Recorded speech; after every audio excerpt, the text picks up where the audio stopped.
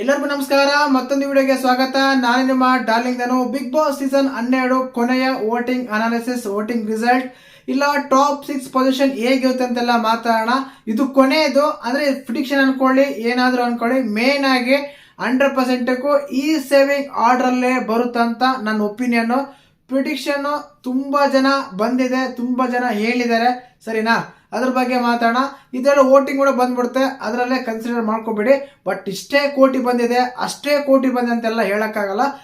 First ಅಲ್ಲಿ ಇವರಿದ್ದಾರೆ, second ಅಲ್ಲಿ ಇದ್ದಾರೆ, ಥರ್ಡ್ ಅಲ್ಲಿ ಇವರಿದ್ದಾರೆ, ಇವ್ರು ಗೆಲ್ಬಹುದು, ಇವ್ರು ರನ್ನರ್ ಅಪ್ ಆಗ್ಬಹುದು ಅಂತೆಲ್ಲ ಮಾತಾಡೋಣ. ದಯವಿಟ್ಟು ಚಾನಲ್ ಯಾರು ಹೊಸ ನೋಡ್ತಿದ್ರೆ ಮಿಸ್ ಮಾಡಿದ್ರೆ ಸಬ್ಸ್ಕ್ರೈಬ್ ಮಾಡಿ.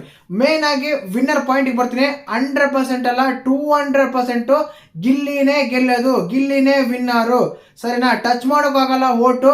ಬಟ್ ನಿನ್ನೆ ಎಪಿಸೋಡ್ ಅಲ್ಲಿ ಫಸ್ಟ್ನೇ ಸ್ಥಾನಕ್ಕೂ 8ನೇ ಸ್ಥಾನಕ್ಕೂ ಹತ್ತಿರದಿಂದ ತುಂಬಾ ವ್ಯತ್ಯಾಸನೇ ಇಲ್ಲ ಅಂತ ಕಿಚ್ಚ ಸರ್ ಹೇಳ್ತಾ ಇದ್ರು. ಅದು ಕೇವಲ ಗಿಮ್ಮಿಕ್. ನಮ್ಗೆ ನಿಮ್ಗೆ ಎಲ್ಲರಿಗೂ ಕ್ಯೂರಿಯಾಸಿಟಿ ಬರಬೇಕು, ಇಂಟ್ರೆಸ್ಟ್ ಬರಬೇಕು, ಕಣ್ಣು ದೊಡ್ಡ ಮಾಡ್ಕೊಂಡು ನೋಡ್ಬೇಕು ಅಂತ ಮಾತ್ರ ಹೇಳ್ತಾ ಇದ್ರು. ಅದು ಬಿಟ್ರೆ ಟಚ್ ಮಾಡಕ್ ಹೋಗಲ್ಲ. ಆ ರೀತಿ ಎಲ್ಲ ಓಟ್ ಬಂದಿದೆ ಗಿಲ್ಲಿಗೆ. 100% ಫಸ್ಟ್ ಪ್ಲೇಸ್ ಅಲ್ಲಿ ಗಿಲ್ಲಿ ಇರ್ತಾನೆ, ವಿನ್ನರ್ ಕೂಡ ಗಿಲ್ಲಿನೇ ಆಗ್ತಾನೆ, ಸರಿನಾ? ಇನ್ನು ಸೆಕೆಂಡ್ ಪ್ಲೇಸ್ ಬಂದ್ಬಿಟ್ಟು 100% ರಕ್ಷಿತ್ ಅವರಿಗೆ ತುಂಬಾ ಓಟ್ ಬರ್ತಾ ಇದೆ. ವೋಟಿಂಗ್ ಪ್ರಕಾರ ಆದ್ರೆ ನೆನಪಲ್ಲಿ ಇಟ್ಕೊಳ್ಳಿ, ವೋಟಿಂಗ್ ಪ್ರಕಾರ ಆದ್ರೆ ರನ್ನರ್ ಅಪ್ ರಕ್ಷಿತಾನೇ ಆಗ್ಬೇಕು, ವಿನ್ನರ್ ಗಿಲ್ ಆಗ್ತಾನೆ, ರನ್ನರ್ ಅಪ್ ರಕ್ಷಿತಾನೇ ಆಗ್ಬೇಕು. ಬಟ್ ಏನಾದ್ರೂ ಗಿಮಿಕ್ ಮಾಡಿ ಅಶ್ವಿನಿ ಗೌಡರನ್ನ ಕರ್ಕೊಂಡ್ ಬರ್ತಾರ ಅಂತ ನನ್ಗನ್ನಿಸ್ತಾ ಇದೆ ಪರ್ಸನಲಿ. ಬಟ್ ಆಗದೆ ಇದ್ರೆ ಒಳ್ಳೇದು, ಆದ್ರೂ ಒಳ್ಳೇದು. ಆದ್ರೆ ಆ ಕಾಂಟ್ರಿಬ್ಯೂಷನ್ ಮೇಲೆ ಬರುತ್ತೆ, ಜನರ ಒಂದು ಓಟು ವ್ಯಾಲ್ಯೂ ಇರೋಂಗಾಗುತ್ತೆ. ಒಂದ್ ವೇಳೆ ಆಗ್ಲಿಲ್ಲ ಅಂದ್ರೆ ಒಂದು ರಕ್ಷಿತ್ ಅವರಿಗೆ ಜನರ ಪ್ರೀತಿ ಸಿಕ್ಕಂಗಾಗುತ್ತೆ, ಓಟ್ ಕೂಡ ಬಂದಿರುತ್ತೆ, ಆಯ್ತಾ? ಇನ್ನು ಥರ್ಡ್ ಪ್ಲೇಸ್ ಅಲ್ಲಿ ಕಾವ್ಯ ಅವ್ರನ್ನ 100% ಕರ್ಕೊಂಬರಲ್ಲ. ಥರ್ಡ್ ಪ್ಲೇಸ್ ಅಲ್ಲಿ ಕಾವ್ಯಗೆ 4th ಪ್ಲೇಸ್ ಸಿಗೋದು. 3ನೇ ಪ್ಲೇಸ್ ಅಲ್ಲಿ ಅಶ್ವಿನಿ ಗೌಡರು ಇದ್ದಾರೆ. ಅಶ್ವಿನಿ ಗೌಡ ಅವರು 3ನೇ ಪ್ಲೇಸ್ ಅಲ್ಲಿ ಬರ್ತಾರೆ. 4ನೇ ಪ್ಲೇಸ್ ಅಲ್ಲಿ ಬಂದ್ಬಿಟ್ಟು ನಮ್ಮ ಕಾವ್ಯ, 5th ಅಲ್ಲಿ ರಘು, 6th ಅಲ್ಲಿ ಧನು ಅಂತ ಅನ್ಕೊಂಡಿದೀನಿ. ನೋಡೋಣ ಏನೆಲ್ಲ ಆಗುತ್ತೆ ಅಂತ.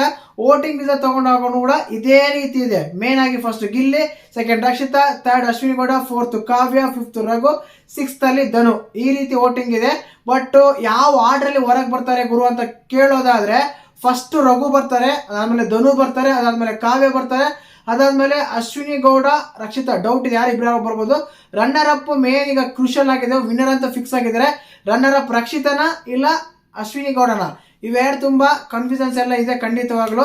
ನನಗೆ ಯಾಕೋ ಅಶ್ವಿನಿ ಗೌಡನ ರನ್ನರ್ ಅಪ್ ಮಾಡ್ದಂತ ಅನಿಸ್ತಾ ಇದೆ, ಬೇರೆ ಬೇರೆ ಮೂಲಗಳಿಂದ. ಇಲ್ಲ ವೋಟಿಂಗ್ ಪ್ರಕಾರ ನಾವು ಮಾಡ್ತೀವಪ್ಪ ಅಂತ ಏನಾದ್ರು ಮಾಡಿದ್ರೆ ರಕ್ಷಿತನೇ ರನ್ನರ್ ಅಪ್ ಆಗ್ತಾರೆ, ವಿನ್ನರ್ ಗಿಲ್ಲಿ ಆಗ್ತಾನೆ ಅಂತ ಹೇಳ್ಬೋದು. ಮತ್ತೆ ನಿನ್ನೆ ಎಪಿಸೋಡ್ ನೋಡಿದಾಗ ನಿಮ್ಗೆ ಹೇಗೆ ಅನ್ಸಂತ ಮಾಡಿ ಕಮೆಂಟ್ ಮಾಡಿ. ಕಿಚ್ಚನ್ ಚಪ್ಪಳ ಬಗ್ಗೆ ಸಖತ್ ಕಿಚ್ಚ ಸಾರಿಗೆ ಸ್ವಲ್ಪ ಬೇಜಾರಾದಂಗಿದೆ.